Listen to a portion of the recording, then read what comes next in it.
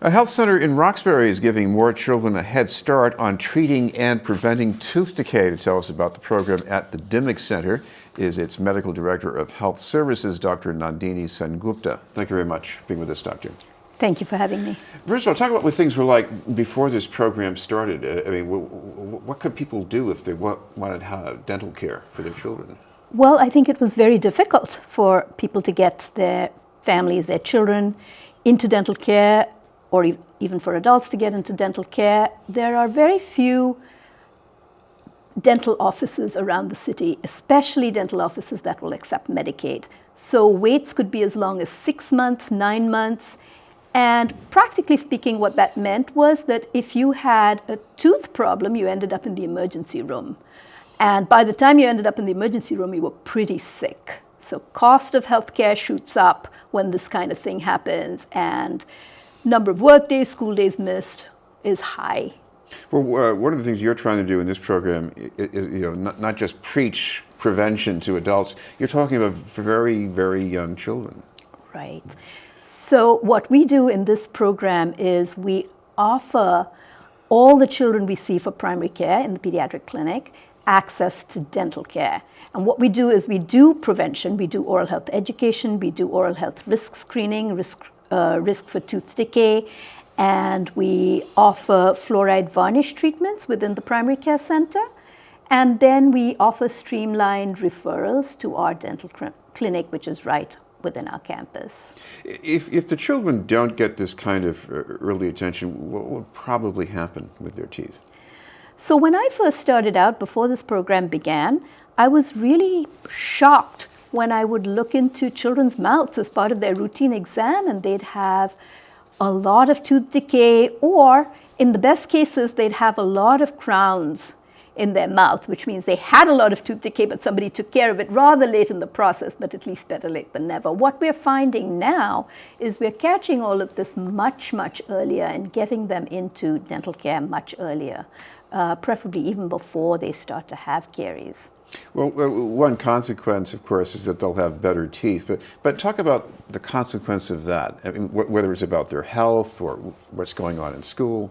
Of course. So poor dental health has a lot of consequences. Short-term, pain, fever, school days missed, parents' work days missed, falling behind in school.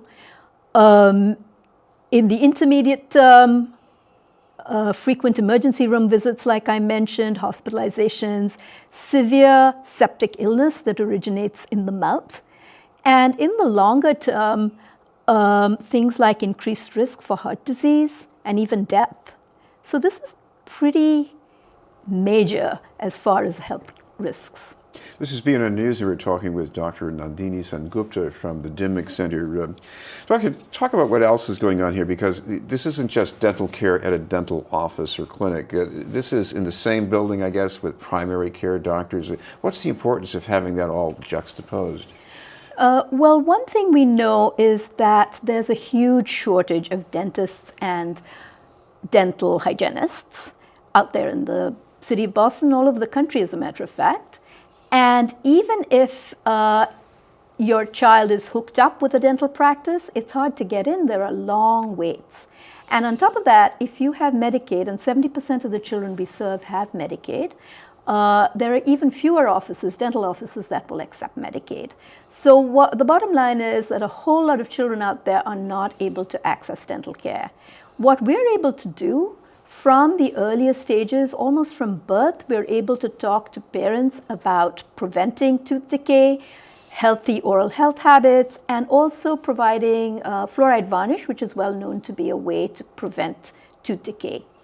I mean, conversations, just can mean anything from flossing to say, if you keep sucking that hard candy, you're going to be coming in here more often. That's right. Or drinking juice from a bottle, going to sleep with a bottle. That's such a common practice. But it's a big reason for early tooth decay in young children. Of course, what you're aiming at here is what some people call a dental home. What does that mean exactly? So the concept of the medical home is quite well understood now. Medical home is where you have your primary care doctor and you go there for all your medical needs and all your preventive healthcare needs. the concept of the dental home is similar. It's where you go, where you feel like you know your dentist and your dentist knows you, and you go there every 6 months for your cleaning, and every time you have some other issue, it gets taken care of quickly. Whereas if you don't have a dental home, you're quite apt to end up in the emergency room because no dentist will take you when you're having an emergency. Now, this is a kind of program, at least we don't take for granted at a community health center. And in this case, the Dimock does have some partners. So talk about what they do to make this work. So the partners that helped us get this off the ground were DentaQuest, Qualis, and the Mass League of Community Health Centers. And we have a new partner right now, and that's the Harvard Medical School Center for Primary Care. What Qualis and DentaQuest and the Mass League did for us, they provided some money, seed money, to get this program off the ground, and they provided technical assistance, which helped us assess how our current state was and how to improve it and how to know that things were getting better. And we had to report back every month. That kept us straight and helped us figure out what we were doing well, what we needed to do better, and so on. So that was very, very helpful to us. Any ideas for what you'd like to do to improve this down the line? Yes, we have a lot of thoughts about what we could do even better, but I'd like to talk for a minute about what we're doing really well as a result of this program. So I have some numbers here, so excuse me while I look. So one of the things we started to do is apply fluoride varnish. That's the recommended treatment for oral health prevention. It's been recommended by the American Association for Pediatric Dentistry as well as the American Association for Pediatrics.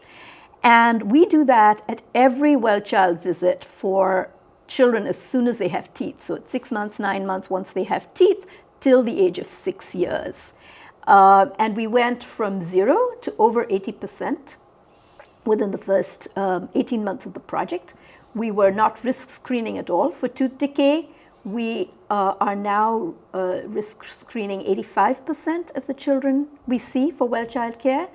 And dental home referrals, we were not making any referrals even to our own dental clinic in a systematic, measurable way, and we've gone from 0 to 60%. Well, finally, we should let our viewers know if they'd like to at least take a first step toward getting some more information. What's the best way to do that?